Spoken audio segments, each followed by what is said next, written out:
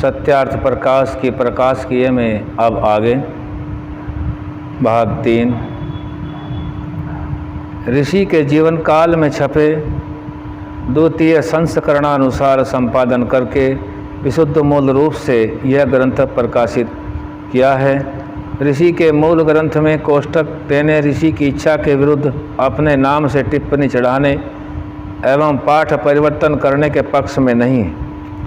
किसी लेखक ने अपने मूल ग्रंथ में किसी को भी पाठ परिवर्तन तथा टिप्पणियों के पाठ के विरुद्ध उल्लेख करने का अधिकार आज तक नहीं दिया।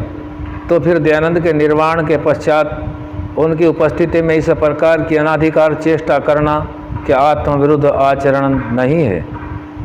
क्या ऐसे व्यक्ति वेद की असूर्या नाम तेलोका अंधेन तमसावृतः तास्ते प्रेत्यापि गच्छन्ति ये के चात्महनो जनः इस व्यवस्था से बच सकेंगे?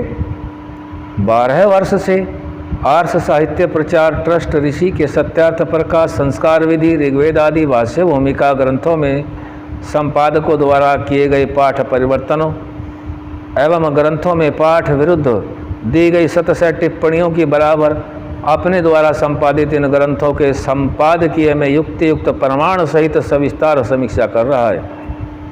किंतु संशोधक आक्षेपों का उत्तर ही नहीं देते। लेख पत्र व्यवहार तथा परस्पर मिलकर किसी भी रूप से सत्य निर्णय के लिए तैयार नहीं हुए। एक स्थान से संक्षिप्त उत्तर इस प्रकार का मिला कि मैं अपनी कहता रहूं तुम अपनी कहते रहो, जब तक कि हमारे इष्ट द्वारा प्रकाशित संस्कार विधि और ऋग्वेद आदि भाष्य भूमिका ग्रंथों में टिप्पणियों को विस्तार समालोचना की गई थी।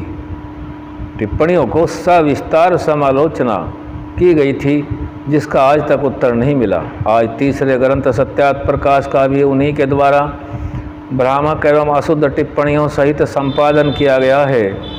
यह उनका हठ दुराग्रह है एवं अशुद्ध टिप्पणियों सहित संपादन किया गया है। यह उनका हठ दुराग्रह है और मिथ्याभिमान नहीं तो और क्या है। इन पाठ विरुद्ध अशुद्ध टिप्पणियों द्वारा संपादक ने पाठकों में संशय और भ्रांत धारणा ही उत्पन्न की है, क्योंकि तत्संबंधी भावों का स्पष्टतः कथन वहाँ नहीं होता।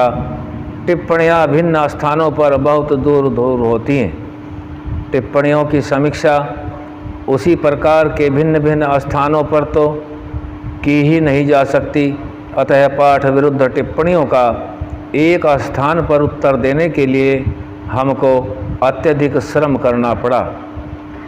फिर भी टिप्पणियों में समीक्षा का उत्तर नहीं मिला।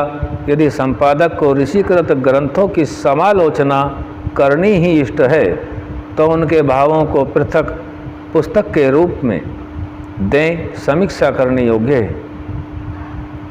ऋषि दयानंद के टिप्पणीकार के समान अप्रमाणिक नहीं है। उनकी पूरी परीक्षा की जा सकती है।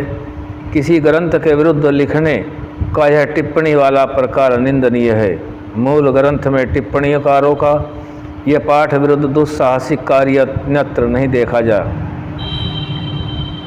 एक संस्थान प्रचार संस्करण के नाम से इस ग्रंथ को छाप रहा है, जिसमें मूल ग्रंथ के शीर्षक को निकालकर उसके स्थान पर अपनी ओर से अधूरे अशुद्ध विषय लिख दिए हैं एवं ग्रंथ के मध्य में अपनी ओर से यत्र तत्र अनेक स्थानों पर नए शीर्षक बढ़ाए। उनमें बहुत स्थानों पर अशुद्धियाँ भी हैं। बढ़ाए हुए शीर्षकों पर कोई चिन्ह भी नहीं लगाया गया है। सभी स्थानों पर इस प्रकार के छोटे छोटे समस्त शीर्षक नहीं दिए हैं, जिससे उपयोगिता समाप्त हो गई है और पाठकों को भ्रांति में डाला गया है। यदि संशोधकों के ये दुष्कृत्य नहीं रोके गए तो भविष्य में महर्षि के ग्रंथों में अन्य ग्रंथों की भांति प्रक्षेपों का पता लगाना दुष्कर ही हो जाएगा, जिससे भविष्य में ऋषि के ग्रंथों में असंशोधित पाठों में भी संदेह होने लगेगा।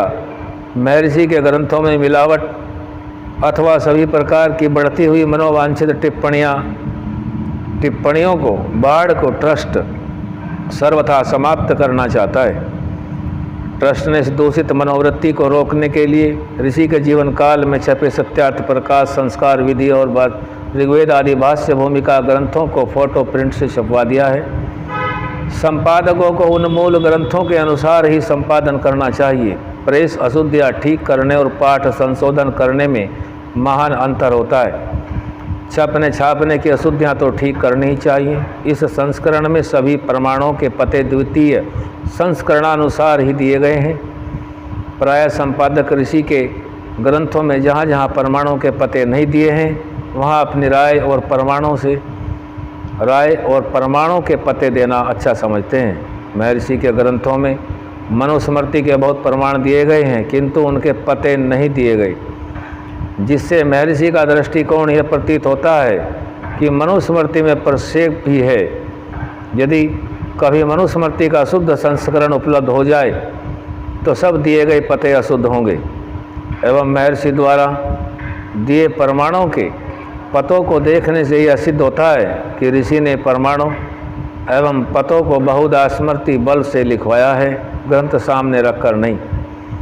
ऋषि के ग्रंथों में अपनी इच्छा से प्रमाणों के पते देकर उक्त तथ्य को समाप्त कर दिया गया है।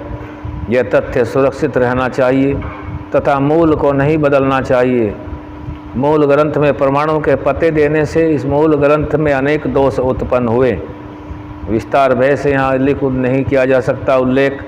संपादकों ने जो पते दिए हैं उन सब में एक रूपता नहीं पाई जाती है। अतः हमने प्रमाणों के पतों को भी द्वितीय संस्करण अनुसार ही रखा है।